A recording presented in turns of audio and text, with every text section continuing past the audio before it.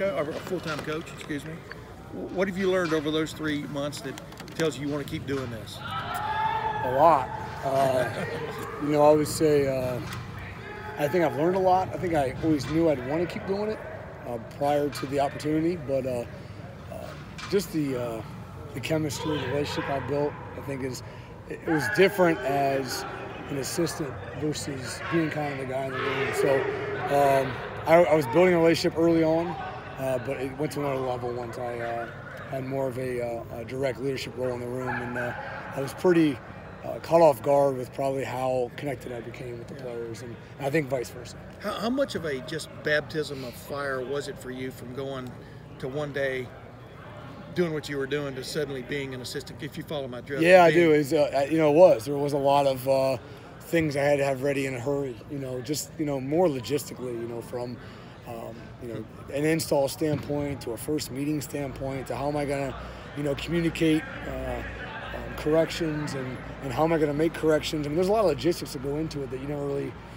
accounted for. So I had to do that in a hurry, but I had some great help around me, and it went pretty smooth overall. So I can't complain. I would definitely say meeting 1 compared to meeting 30 was a pretty stellar difference. So, but it was a great opportunity, and again, I was surrounded by a lot of good people. What was it like in meeting 1? It was great. It was just, again, I think the biggest thing is I wasn't the first time walking in the building. Being there for a year and then having, 1, the great leadership of the older guys, and 2, having that chemistry and relationship built already. It was just a little non-formal, It was just like, hey, this is what we're going to do. We're going to be a team. We're going to circle the wagons, and we're in it together. And then I kind of went from there. But, again, as a coach, a player to coach, you're still nervous for that first time taking over a room, and the nerves have subsided since then. But, yeah, go ahead. Follow-up. Urban Meyer's always talking about how he's evaluating things every single day. And I know that you're growing and you're in your first year doing this, but do you feel like you are in a tryout situation? Somewhat, of course. I think these guys will tell you the same thing. We kind of earn our badges and we earn our titles daily. So whether you're a player or whether you're a coach, I think you're always trying to justify your position or trying to justify a greater position. So to me, I always had that approach as a player. I think these guys have that approach as players, and I think that that hasn't changed, and I don't think that approach will ever change for me. So again, it's kind of like that same idea. When you're a player, you're maybe trying to start more or get paid more or wherever else, and then once you get it, you're trying to justify it. So as a coach, whether you're trying to earn the opportunity or earn more or have a bigger role or whatever, and then once you get it, you have to maintain that and justify it. So it's an ongoing process day in and day out, and like I said, you earn your badges and your title daily. Ryan, the way that it was described, that KJ, his one-handed catch, he didn't actually get his head around right or run the route exactly properly. Did he get graded down at all for that? No, that was incorrect. I don't know who told you that. Okay, well, Dwayne complained they didn't get his head around. No, Dwayne threw the ball behind him. Bad ball. No, it was great. I mean, to me, KJ does a phenomenal job with body language. He does a great job with really communicating constantly with the quarterbacks on where he's going and how he's going there. And there's very rarely are they off page. And again, that's a lot to the quarterbacks, a lot of credit to the quarterbacks, and a lot of credit to the players that run with such great body language and communicate constantly through plays where he's going, where he's been, and where he's going to go. So you know this. Did you practice one-handed catches a lot? Is that a thing that wide receivers do, or do you? Some do, some don't.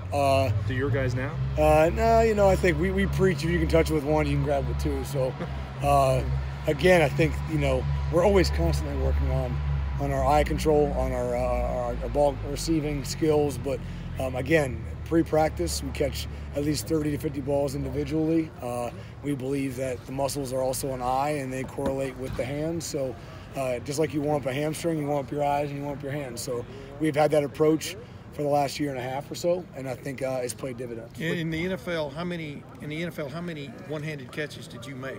Not too many. But you made some, right? Yeah. I think I was really focused on getting both hands on the ball.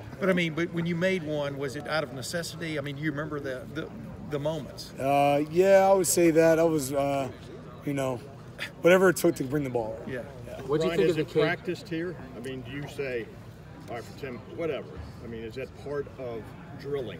I think the emphasis is just, when you're targeted, how many times do you catch the ball? I think that as a receiver, that's how you're graded. I think that's how you're. It doesn't matter how it happens. And I think that in the end, just like the NFL or other places, we really don't care how the bologna's made. We just want to make sure it tastes good. So, in the end, you want to make sure. Again, when I throw the ball to KJ Hill, how often is it caught? When I throw the ball to Paris Campbell, how often is it caught? We don't really care why it didn't.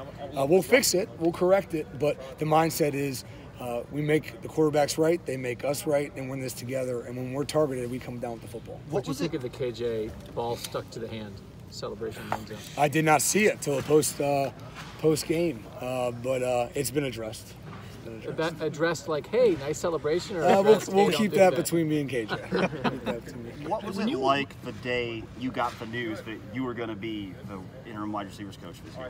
A little surreal, but to me, I'm looking forward to earning past that. So to me, it was kind of it was an opportunity I wanted to capitalize on. It was not the end role.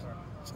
Is there anything that's surprised you about being a head coach, or not a head coach, but a position coach for the first time? Like, It's surreal because I'm very passionate about this particular room. So calling Coach Hazel and talking to him and just really thinking back on really thinking I'd ever be, in this position, I think I'd probably laugh at you and kind of, think it's silly, but that just shows you how much I don't take it for granted. I truly come in every day and really when I go home at night, I'm always thinking about how to get these guys better constantly. And when on my way in, I'm always making sure I perform at the highest level because the things I do have ramifications throughout the week. And I just have that approach. I'm not saying that's correct. I'm just saying that, I value every time I have with them and everything I say isn't said lightly. And I think that that's how I would want to be coached. And I try to then relay that to these guys. You said you want to move up. You want to be able to do this full time. What do you look as the things you have to do so that you get that opportunity to continue in this role? I think that, again, my direct being in line with both my coordinator and my head coach is my main goal. Trying to provide value to the student athletes in the room constantly and improve them. And I think that really, again, if I just focus on these young men and make them better and keep them healthy and communicate both on and off the field, hopefully the rest will take care of themselves. Right, you obviously got into this role when some bad things were happening here. How did that impact you? Who you had to replace? Did that have any impact on just some of the dynamics that you had to have in the room? No, I think nope. No, just because that was probably not a surprise, but realizing how much of a fatherly role you play. These young men leave their homes and they're gone, and in the end, you are kind of playing that role. I'm not replacing anybody, but you play that somewhat of a role when on campus. So I know that, and I truly accept it and cherish it. But in the end, I was just proud that I was here the year before, and I had great relationships with all the guys that were already here and the ones that were coming in. So no real thought to that. Did you have any conversation, just like a logistics conversation with Zach at any point? Like, here's the keys to the office? No, I think I've communicated with him and talked with him, and that was kind of the it. But and again, I was a guy here for a year trying to pick everyone's brain, So, in reality, I was already kind of game planning for what ifs. Not here, but anywhere. I didn't have that coming as a player. So my full year, along with providing value, was just obviously my personal growth, but also helping the players grow. But from a lifestyle adjustment situation, how much was? What? You've leaned on Darryl Hazel. I talk to him all the time. He's a mentor to me, and again, a lot of times when things come up, I just really think, what would he do? And that's really what I try to emulate because I know the impact he had on my life, and I'm just trying to be half of that, what he's done for me. What's the best tip he gave you when you called him? It really wasn't much of a tip. I just talked with him about the opportunity, and I explained to him how I felt, and he was like, you're going to do great, and he was like, I think it was more about, hey, I told you so, because he kind of was that guy always telling me, and I was kind of resistant because I know the commitment, and I knew what it takes, and really in the end, it's not just a personal commitment, it's a family commitment, and my wife was in for it, and all that, so there's more that goes into it than just what my personal thoughts are, and he, we illustrated that. Yeah, I was going to say from a lifestyle situation, I would think the biggest change is you have to recruit now. I mean, go on the road, etc. Make phone calls deep into the night. Is that the biggest adjustment for going from a guy who's kind of scheming to a guy who has to? No, I would say, I mean, anytime, you know, any job description is going to alter. You know, I think anytime, you know, you change roles. I mean, you're going from player to coach to assistant. I mean, anytime, you know, anybody in here would change positions, your job description changes. And, and it's not a like or love. I mean, in the end, it's just, this is what's required of me, and this is how, and I have to be excellent at what I do. This is part of the job description, and I look forward to doing it. And really, you know, frankly, really prided ourselves on really recruiting quality student athletes. And when I say that, the people that I talk to on the phone, young men that I talk to on the phone, are really quality people. And I'm blessed that, you know, Coach Meyer stresses those kind of individuals. So it's really been an enjoyment, actually, recruiting high school athletes that, again, are great student athletes, great people first, and second, you know, great athletes. Of all groups on this team, though, could you have inherited a more mature room than you got? I mean, I know there are young guys in there, but when you look at this, 3 of these guys were named captain. You know what I mean? I mean, in the end, I'm only as good as the people in the room.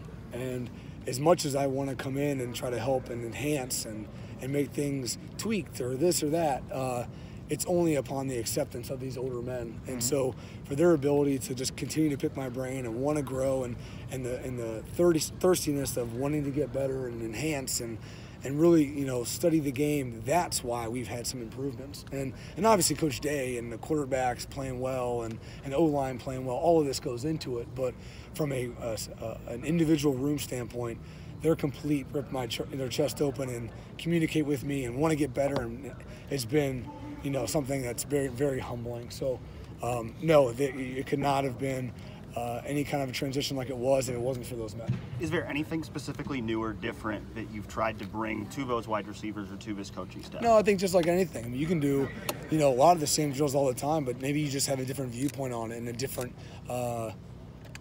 you know, emphasis, a different point of emphasis, and that's all. And really, you know, a lot of times it's just, you know, the desire both from the coach and the players that it's just never good enough. We're always trying to get better, and if you really think that way, it's uncomfortable, but you know, we believe that here. And even from Coach Meyer challenging, you know, why you do drills and why this week and why, you know, and so I do the same thing to myself and also to the players. And again, the focus has always been never to attack an action or never to attack a result, but always attack an action, because a lot of times just the mindset was wrong, and we'll switch the mindset, and all of a sudden the end result's what you need. So a lot of great communication, a lot of great young men in that room, and I'm blessed to be a part of it. Brian, thank you.